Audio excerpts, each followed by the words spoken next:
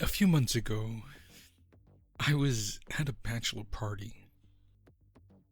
All my friends had gathered and we had this big night out. I'll be the first to admit I had a few shots too many. Still, I'm a responsible driver and I didn't live that far away. So I took a sobering walk back home. I used a shortcut by the lake, trying my best not to step on any frogs on the way. Those bastards are everywhere. I was about halfway home when I noticed something further down the road. Someone was coming my way, and they were dragging a large garbage bag behind them. We stopped about 20 feet from one another, and I got a good look at him. He was wearing nothing but a pair of jeans, and he had this wild stare, like an animal. His eyes were so large they were practically round. He had several deep cuts in his skin, as if sliced by a knife. But there was no blood coming out. He just stood there, staring at me. "Look the other way," he said. "Just look away." I don't know why I did as he asked. Maybe it was just me being stupid and drunk. Still, it feels like there was something more to it. I honestly didn't want to know what I was walking into, so I looked away and heard him shuffle past me with his garbage bag in tow. "Good," he coughed. "You did good." I didn't report it to the police. I was barely conscious by the time I got home, and I wasn't sure if I had dreamt it at all. I was too busy nursing my hangover to consider what had really happened. It wasn't until a few days later when I started noticing the missing posters for Councilwoman Leslie Bolin that I started getting suspicious.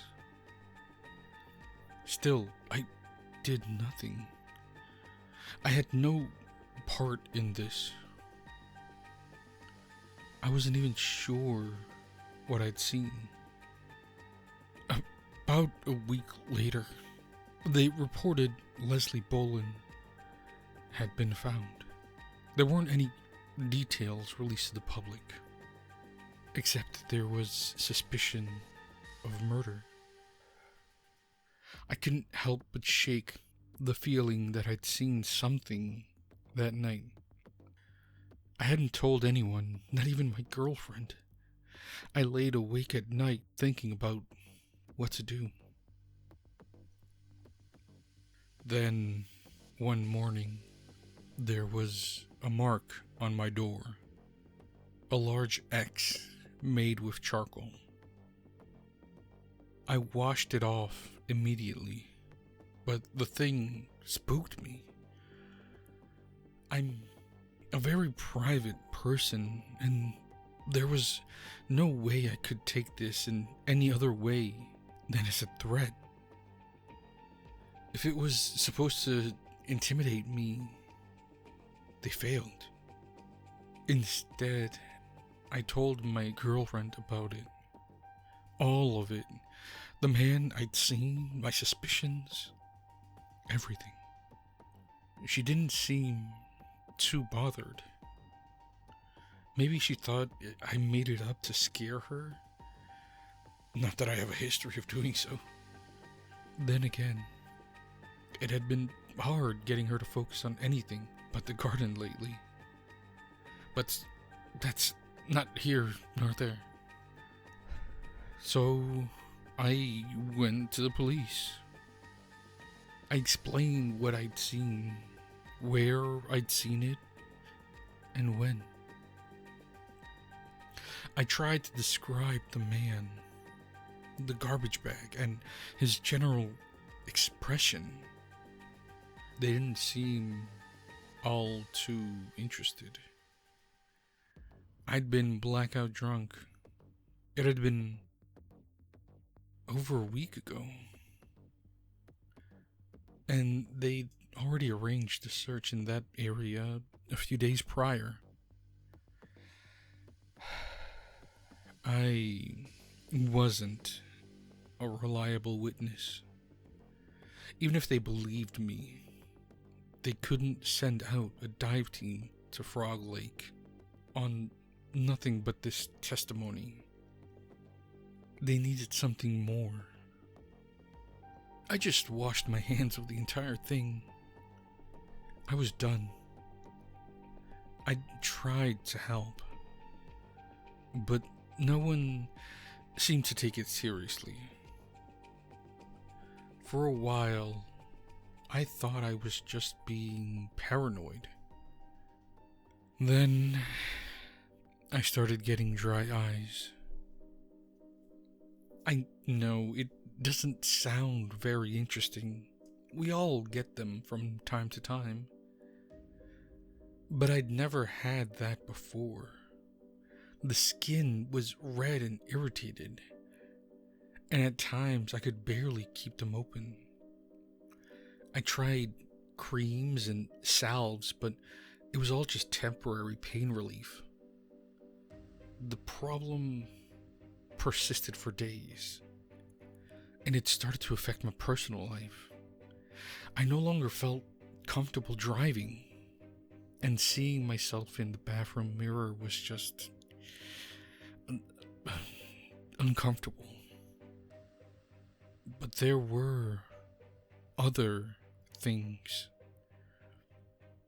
I noticed the charcoal X marker around town, on the side of the water tower, in alleyways, on the sign to the quarry, next to the church mailbox. They were small, but all over. How hadn't I seen these before? Looking back at it, I'm pretty sure these spots were marked before. I started patrolling my house, looking for these marks. I didn't see any nearby, but I did see one by the neighbor's house. One of these fabricated houses from the 70s, right there on a tree with a swing, clear as day. Another charcoal X. I lived like that for a while, and I adapted as best as I could.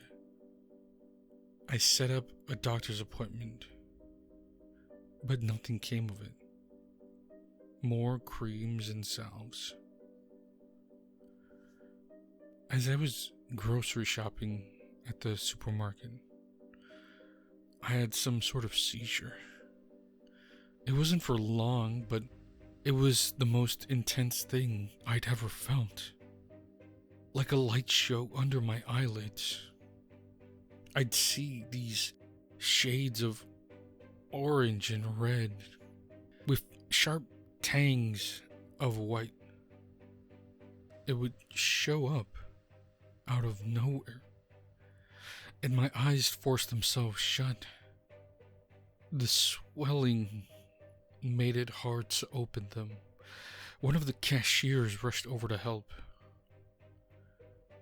I washed my face, forced my eyes open, and the lights were gone. But not entirely. Over the next few days, I could sense those colors whenever I closed my eyes. I'd see them swirling and twisting, forming and dissolving into shapes seemingly at random. It was like watching clouds on the inside of your head. I could barely get any sleep. It was ever present. A second doctor's appointment later, and I was told most of my symptoms matched that of a powerful migraine. Now, next to my creams and salves, I got some migraine medication. It didn't take me long to realize they didn't really do anything. I started taking the bus to and from work. Sure, I could have someone drive me, but I didn't want to be a bother. At first, it was hell. Forcing my eyes open made them go drier even faster, but closing them gave me the swirling shapes of red, orange, and white. There was no rest, no getting away. You can't run from your own body. One time, as the bus came to a stop by a red light, I closed my eyes. Then, in the middle of those swirling shapes, was a large X-shaped void. Darkness. It was set in a specific spot. Whenever I turned my head, it'd go away. I managed to pinpoint the spot in real life. When I looked in a certain direction, when I opened my eyes, I saw him. The same man who'd dragged that garbage bag that night. He was crossing the road by the red light. I'd never have noticed him if it wasn't for the X I saw as I closed my eyes. The X followed him. It marked him. For a moment our eyes met, and I think he saw something in me too. He smiled.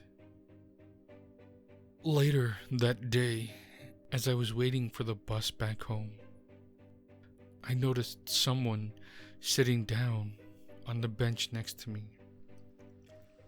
Even with my eyes closed, I could figure out who it was. X marks the spot. I looked up and got a better view of him. Mid-30s, early 40s, tall, skinny, muscular, short black hair, goatee, and the most intimidating eyes I'd ever seen.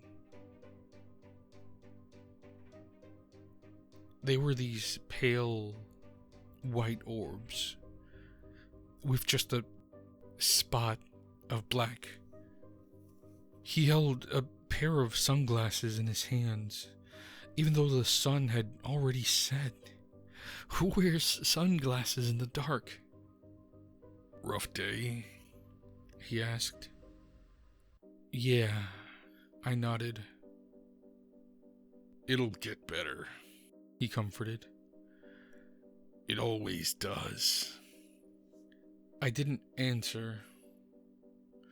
There was something odd about his voice, like he was talking to someone he knew rather than a complete stranger. Just look ahead, he said. Look closely. He got up from the bench and started walking.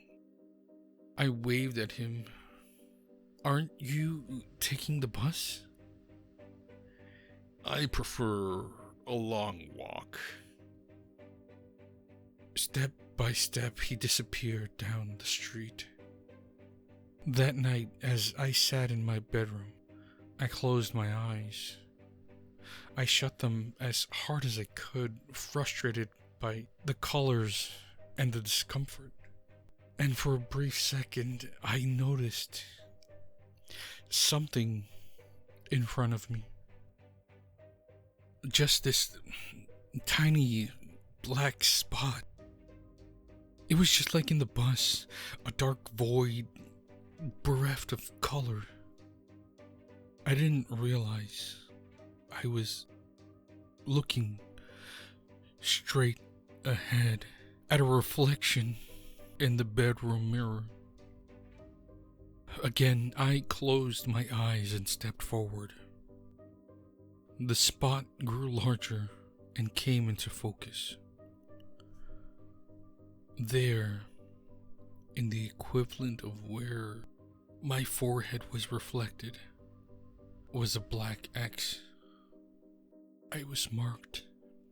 I started having horrible nightmares. The colors in the back of my eyes started shaping into violent images. The red and orange turned into blood, skin, and innards. The tangs of sharp white turned into bone.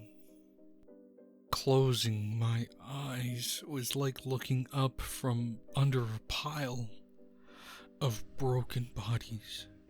It was disorienting, and it made me sick. The migraine pills did nothing. I found myself sleeping with my eyes open. In the morning, my eyes were so badly crusted I couldn't see without thoroughly washing them. Still, the creams and salves did nothing. My girlfriend was getting worried. Not only because of my eyes, but because she said something had changed with me. I wasn't listening or paying any attention. I was constantly distracted, and I wasn't talking as much. I didn't even notice it myself. But she was right. Usually that'd bother me greatly. I consider myself an active listener, but lately I just didn't care. Maybe I'd changed more than I realized. Things were getting worse. Every time I closed my eyes, a new horror would morph into view. Hellish landscapes, laughing skulls, a sky full of eyes, all in shades of orange, red, and yellow. A nightmare with every blink of an eye. I tried to force myself just not to blink, but the swelling made it impossible. Sometimes the visions would be so bad I audibly gasped or screamed. I was sent home from work on sick leave. At best, I was a distraction. At worst, I was scaring the other workers. I locked myself in the bathroom that night and turned off the lights. It was easier to keep my eyes open in the dark. There, as I blinked, I noticed the reflected X in the mirror was larger. My mark was larger. I stepped up close, thinking about what the man from the bus stop had said. "Look closer," I muttered. I pressed my face against the bathroom mirror. The X covered my entire field of view, and finally, closing my eyes just gave me darkness. No colors. It was all just darkness. The relief was so enormous that I cried. Then, a hand. Something reaching out of the mirror, stroking my hair. A rumbling voice as whispered from underwater.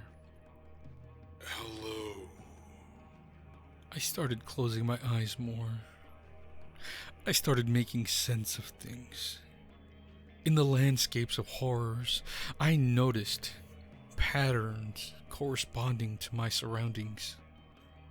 What looked like a skull could be my bed, morphing as I moved back and forth. An enormous, dismembered tongue could be where my hallway carpet was. It was like seeing the world shaped through a constant morphing etch-a-sketch from hell. Like staring at a moving painting, colors never settling. I found myself walking around for hours, eyes closed. I could navigate my space better and better. All I had to do was look closer. I could even type on my phone and keyboard. I could cook. I could take walks. And step by step, hour by hour, the horrors that had first shocked me started to seem normal. This was just the way the world looked now. I can't say my girlfriend was pleased. She was so bothered by all of this. We had a huge fight, and I couldn't care less about her emotions. It all just seemed so superficial. How can you honestly say, "What about me?" to someone who might be losing their eyesight? That, if anything, is short-sighted. When she demanded a break, I didn't fight back. I normalized my world with a hellish vision. It was all just a different way of seeing things. I tried watching the world with my eyes open, but they were just too dry. I couldn't be bothered. It all seemed so bland in comparison. If I'm really honest, I missed seeing the orange and red when I opened my eyes. So I've kept them closed. It wasn't too long ago when I noticed several dark spots outside my house. At least 12. Moving with my eyes closed, I stepped out, surrounded by landscapes of orange and red. I opened the front door. There was at least 12 X's, tall and dark. I'm not a small person, but these were all taller than me. Looking up, I noticed at least 4 or 5 of them circling overhead. Not flying or flapping any wings, just hanging there, suspended. Symbols. You're looking closer, said a familiar voice with a cough. You did good. Tell me, please tell me, what's happening? I told everyone about you, the voice continued. They were eager to reward you. This is a reward? Can't grow new muscle without some tension and pain. The voice chuckled. All this discomfort will pass. Then what? Then we can move forward and see things together. Enough of this.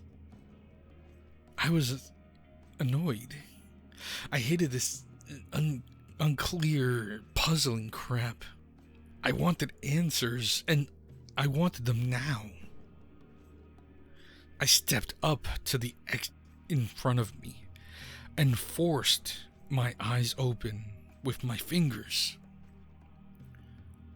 only to realize they were already open. Orange sands, blood red skies, bone white mountains, rivers of fire. In front of me, nothing but a dark X suspended in midair. I tried to blink it away, closing and opening my eyes, but nothing helped. This was real. This was happening. My mind snapped as I fell to the ground. "You won't regret it," the voice said. "I promise." I crawled backwards. I could feel the gravel of my driveway under my fingers, and within seconds, I could feel my front door behind me. I couldn't take my eyes off the floating figures. "Don't leave," it said. "Please, don't leave." I looked to the sides. Corpses floating down a river of fire. Worm-shaped tunnels boring into the side of rib-caged mountainsides. Countless X-shaped spots, all waiting for me to speak. They were floating overhead, drifting underneath. I could feel them far off, closing in. No, I stammered. I can't. I can't." "Please," it pleaded. "Please." I crawled backwards. I felt the front door open behind me. Then I was back. I kept my eyes open. With every blink, I was back in that hellscape. But now, I heard them. They were screaming at me, coming for me. With every blink of an eye, I could feel them closing in. I was being torn between two places at once. And that other place, they didn't want to leave any witnesses behind. I was seconds away from being picked apart, tossed down the river of flame. My dry eyes screamed at me to blink, to close my eyes, to surrender. I counted the seconds. I stumbled into my home office, feeling them closing in. I found my solution in one of the drawers. I stapled my eyelids open. Since then, I haven't blinked. I sleep with my eyes open. I know what waits for me just a few blinks away. I can't live like this for long. I can protect my eyes with goggles, and I go through at least a bottle of eye drops a day. I've cleaned my wounds to make sure they don't get infected, and now they've healed up. I couldn't close my eyes if I wanted to. I don't know who these people were or what they want from me. I don't know if it is too late to accept their offer or what that did entail. I guess they want to tell me as little as possible. To test my faith, I don't know. Sometimes I lean against the mirror, hoping that hand will comfort me again. I'm so tired of my dry eyes.